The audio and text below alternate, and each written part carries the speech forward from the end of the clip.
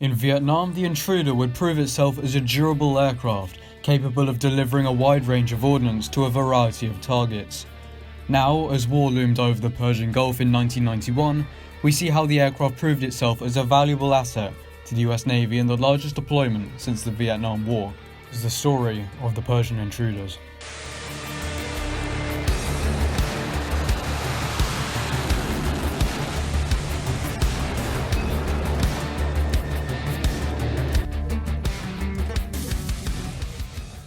The Grumman A-6 Intruder was built from the offset as a durable strike attack aircraft for the US Navy.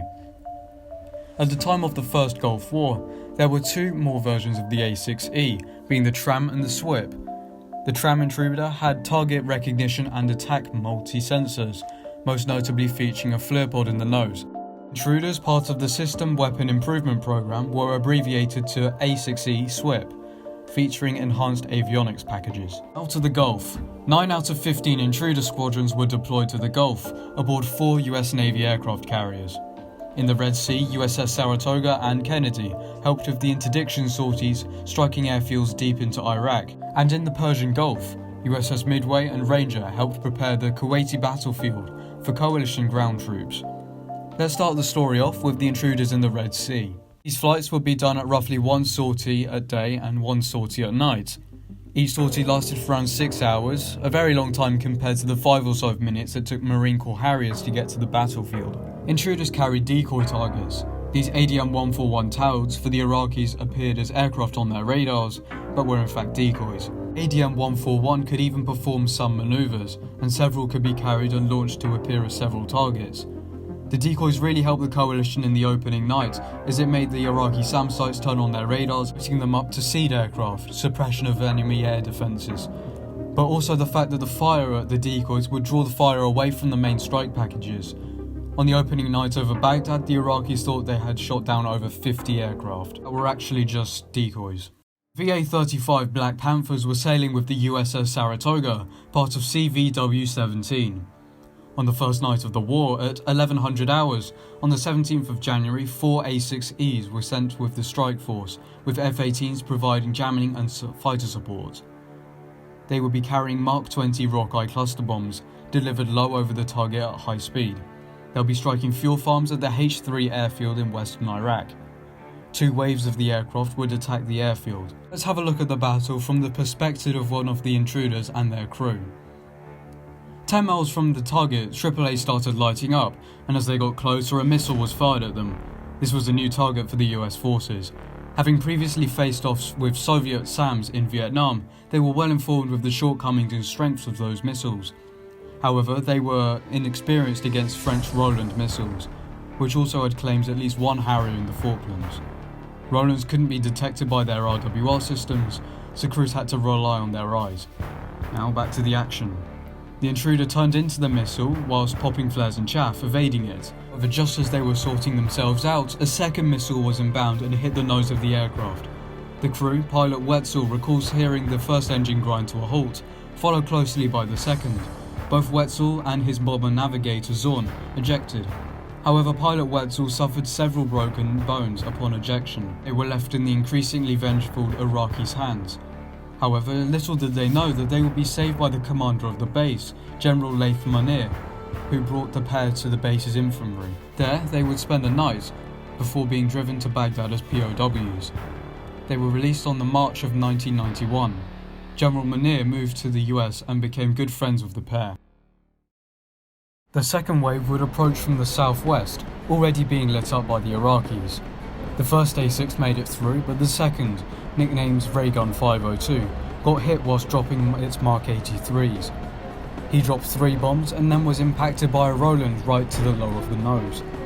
The remaining bombs were still on the racks and stopped being dropped when they were hit, so they flew to safety and managed to jettison them. They were then guided to the Saudi airbase Al Jalf by E-2s and E-3s. The airfield turned on their lights to allow the Intruder crew to see the runway clearer. However, due to getting hit, they had no flaps or slats. Here you can see the aircraft, with some of its damage from the Roland hit.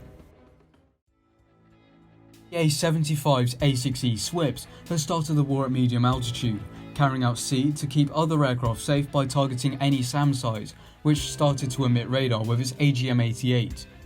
Some intruders were also using the AGM-84E standoff land attack missile, which allowed them to strike targets from 60 miles away using an electro-optical seeker being led to the target by the data link in the A7s. However, this missile was still in its early stages, not being able to clear any rising terrain until the introduction of the standoff AGM-84HK/ER. The VA-75 also did bombing missions similar to how we've seen so far, dropping roughly 800 tons of ordnance by the war's end. VA-85 Black Falcons had also been doing bombing runs like we've seen so far, deep against targets in Iraq, mostly targeting oil refineries by day and bridges by night. On the 1st of February, they decided to start doing Scud patrols, searching for Scud ballistic missile launchers or any other related vehicles, racking up several scores against these. Now, we move on to the intruders positioned in the Gulf. These aircraft would help with two things. First was the preparation for the battlefield for the ground war, and the second was to help eliminate the Iraqi Navy. This was TF-154, Battle Force Zulu.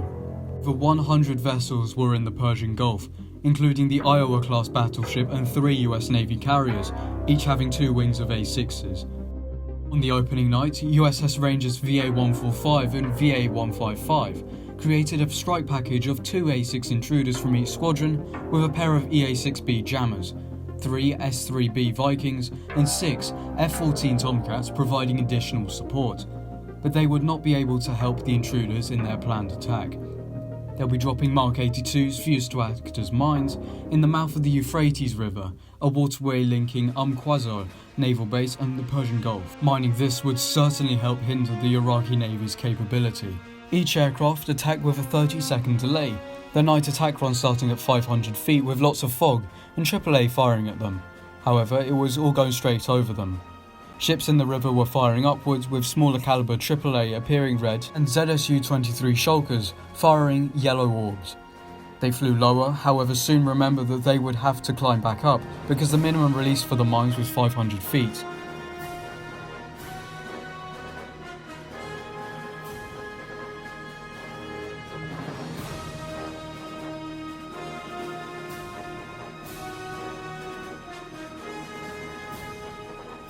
Finally, the crew got to the point of weapon release. It felt like an eternity for the mines to come off the rails. They saw an impact in the fog and presumed it to be an unguided missile. However, after checking in, they had lost the last aircraft of the attack group. They then requested a search and rescue group to look for and retrieve the crew. However, they couldn't eject. ZSU-23-4 shulker platform proved to be a dangerous threat in Vietnam. If you've ever watched the flight of the Intruder, you'll remember how dangerous this system is. The opening stages of the Gulf War, pilots recall seeing a shulker on a bridge, guns firing, set to a high elevation, spinning his turret round and round. Pretty harmless, he wasn't even using radar. However, one night someone decided to drop an LGB on him, and he wasn't seen ever again. Interesting and notable paint scheme was when one aircraft from both VA-36 and 65 were painted with a water-soluble brown and sand camouflage, staying present on the aircraft for 2 weeks. AJ-533, VA-65 Special Camo Intruder, was a maintenance queen, having many mechanical issues. On a day mission, she was hit by AAA, tearing a massive hole near the air brake and flap. Intruders also took part in the Battle for Bubiyan Island, or the Bubiyan Blowout, helping Royal Navy Lynxes to sink 21 vessels in a 13-hour period. On the night of the 29th of January, intruders from VA-145 saw 4 boats moving in the peninsula, leading to the Persian Gulf. 3 ships were sunk with laser-guided bombs, all were sunk by a skipper.